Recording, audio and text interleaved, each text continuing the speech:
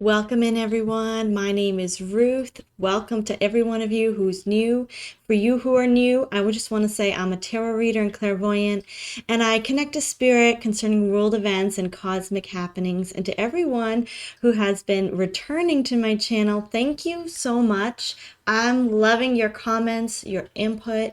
I'm actually thinking about putting some community questions on the community tab, and it should pop up in your feed if you're a subscriber, and just asking your input. So for example, weather modification. What have you heard about it? Have you heard it's good? Have you heard it's bad?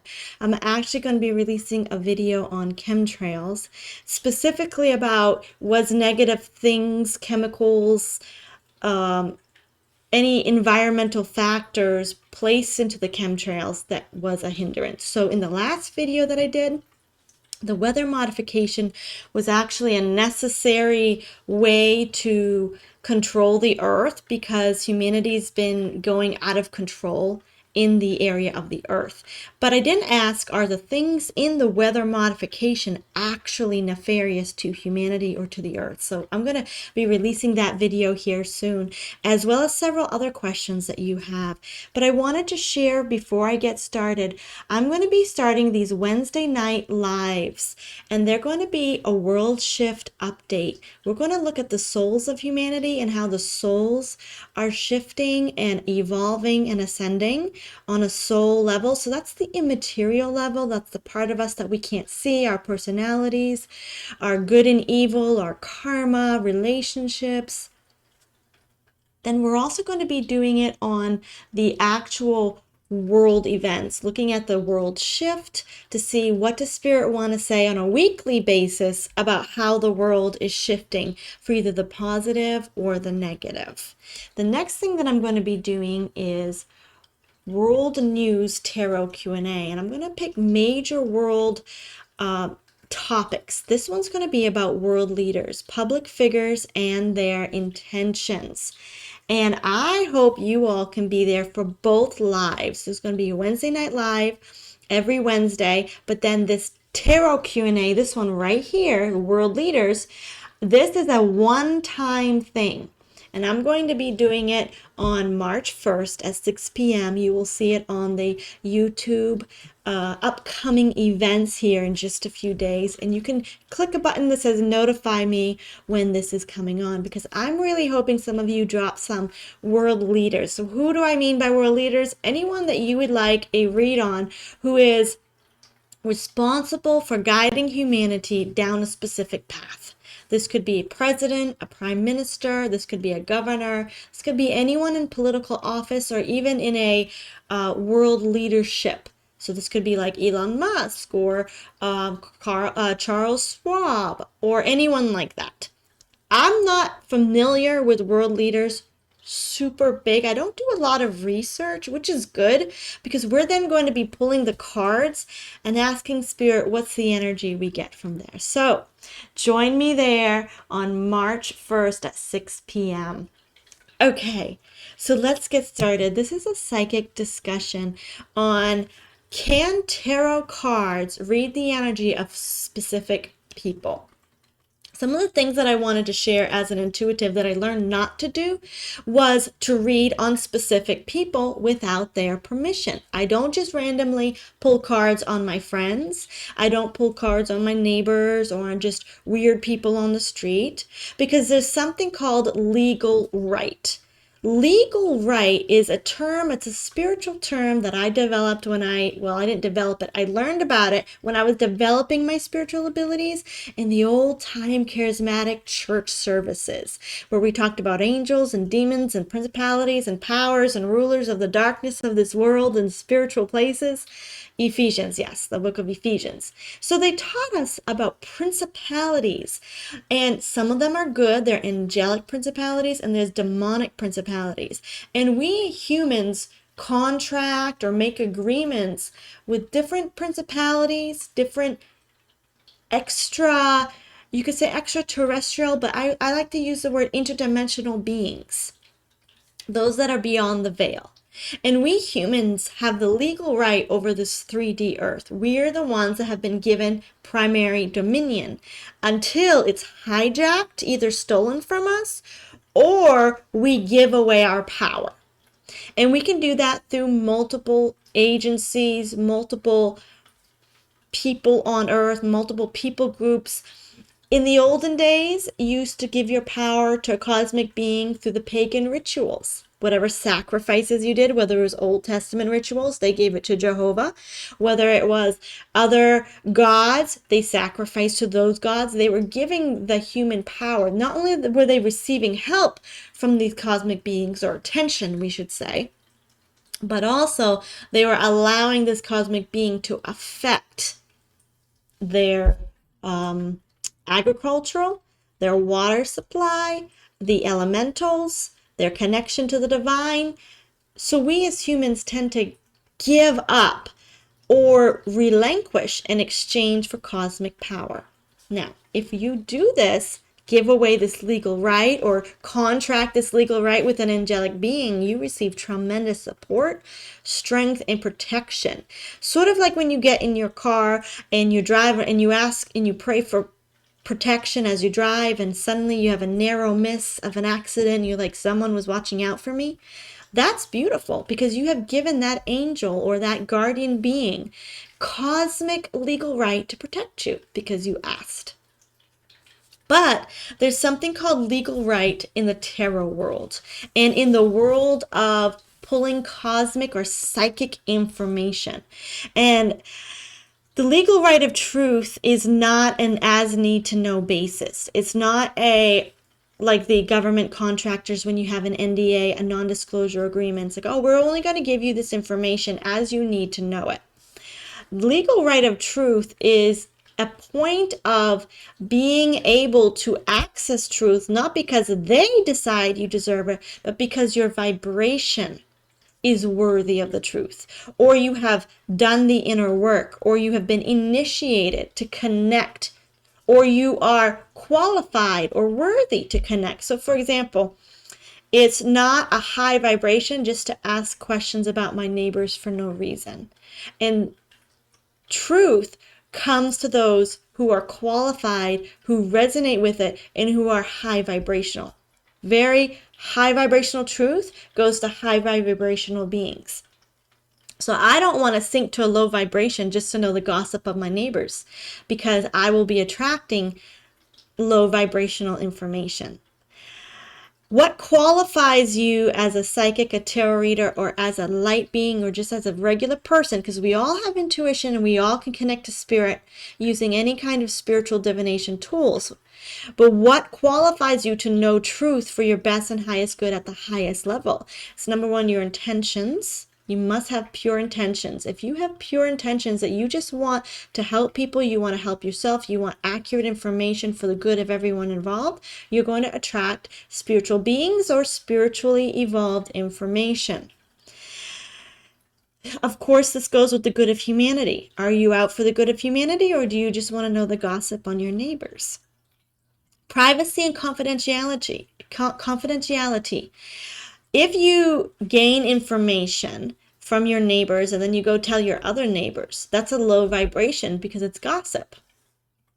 And then also respect for life. Are you able to respect all life? Are you able to hold the confidence and the confidentiality of the information that you hold for everyone's best and highest good? So truly it boils down to your intentions and practicing to work with the intentions. So I, as a tarot reader, don't just get on here and broadcast gossip on the latest news because I think it's going to get clicks to my channel. I actually pull cards because there's something called responsibility, world leadership responsibility. And I guess I'm looking for the right name because this is the type of responsibility someone has when they go or they accept a position in leadership over people. Anytime someone accepts a leadership over another person, they are extremely responsible and accountable to the divine, to higher cosmic forces, and how they treat those people and what those intentions are. So if somebody comes, let's say I want to do a business deal with someone and they're going to be loaning me the money, I could pull cards on, is this business deal for my best and highest good? And is this person going to go through with their part of the bargain? Because this is for the good of humanity. This is for my safety, my security. So that's the same way. If we elect our leaders, we need to know what their true intentions are. Now, I want to go way back about 2,000 years and talk about when the religious movement was strictly the cabal entity, and spirituality began growing, especially with Jesus and Christianity and different key elements across the world that began connecting to God as a spirit, as source consciousness. But what happened is different key leaders, especially in the Roman Catholic Church, Emperor Constantine, they partnered with religion and formed a hierarchy that says you're going to do as I tell you to do, and you're going to worship this God, and we're going to tell you who this God is, and all the money's going to be channeled to us. Basically, it created a worldwide cult of religion. This cult eventually said, you can't pray to God publicly if you're not a priest. No, you can't own a Bible if you're not a priest, and you have to speak Latin. And we're going to burn you at the stake if you translate the Bible into the common people's language of English. Created a massive cult. One of the things that this Roman institution did and was, and I want to make a disclaimer, this is not people who have the Roman Catholic religion today. This was the hierarchy of the cabal that actually formed its system of slavery over the world. This Roman Catholic institution also banned all divination tools, including tarot, rods, astrology. But the leaders secretly had their astrologers and their necromancers, and they had the dark side of the occult. But the good side of the occult, and when I say the good side, I'm talking about the kind that they were connected to nature, they had herbs and essential oils, they had the apothecary, I think that's how you say it, and they would mix up their herbal supplements and heal people, and people would call it witchcraft. That's where we get the term witch's brew. It was given a negative connotation, but a lot of these ancient healers also did other divination tools. They listened to the wind, or they listened to the birds, or they saw creatures like gnomes and fairies and angels. So this was banned. Why was anything like a tarot card or a divination tool or connecting to nature or to the cosmos or to the spirit world, why was this banned?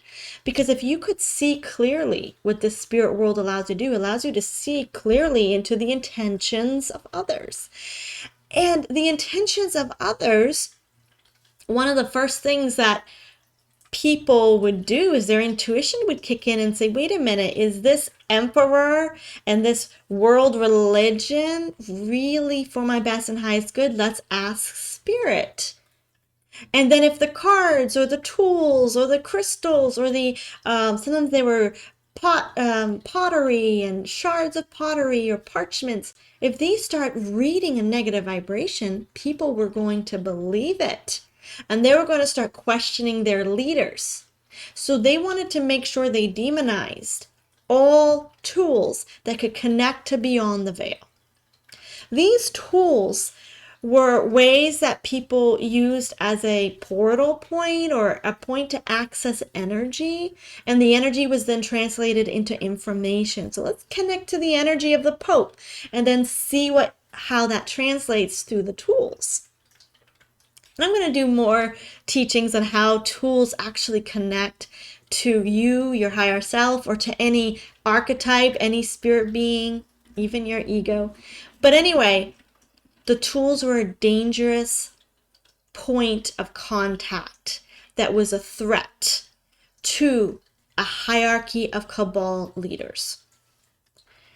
Knowing this, knowing that that's why tools were banned in the first place, is because evil could not be connected to, could not be recognized just with people being told, sit down, shut up, go eat your rice, eat your beans, go back to work in your fields. Remember, everyone was illiterate. Nobody read the Bible. Nobody read documents until the 1600s.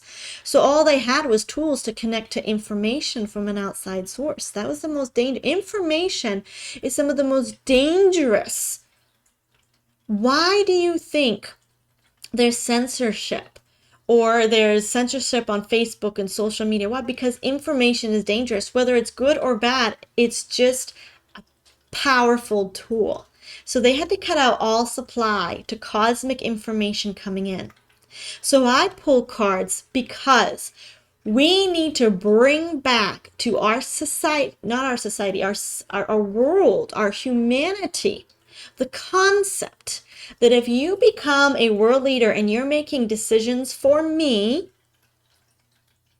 I need to know your energy, frequency, and vibration. And we need to normalize, if you're going to accept the position of leadership religiously, spiritually, economically, politically, then I have a right to read your energy. I have a right to see what my spirit guides see in you. Do any of you agree? Are any of you excited that it's going to be fascinating as we start connecting to our intuition and begin reading other people's intentions? Now, I'm going to do a whole video about how you can't trust every tarot reader, and you're not even supposed to trust everything I say. Your intuition will kick in because there's so many things you can tap into when you use tools. You can tap into newspaper articles. You can tap into the prevailing ideology about a certain topic. You can tap into spirit beings that are nefarious. You can tap into angels, and you can tap into source consciousness itself. The point that I'm making here is that there are rules to connect information for your best and highest good, intentions, vibrations, and frequency, and rituals to connect to the good so that you don't get bad information. So you can get variety of information in the tarot world. However, it's very important that we start normalizing the tarot world or the spiritually intuitive. This is what you said, but what do you really mean and what are you going to do? What are your intentions with this political office, with this economic leadership job?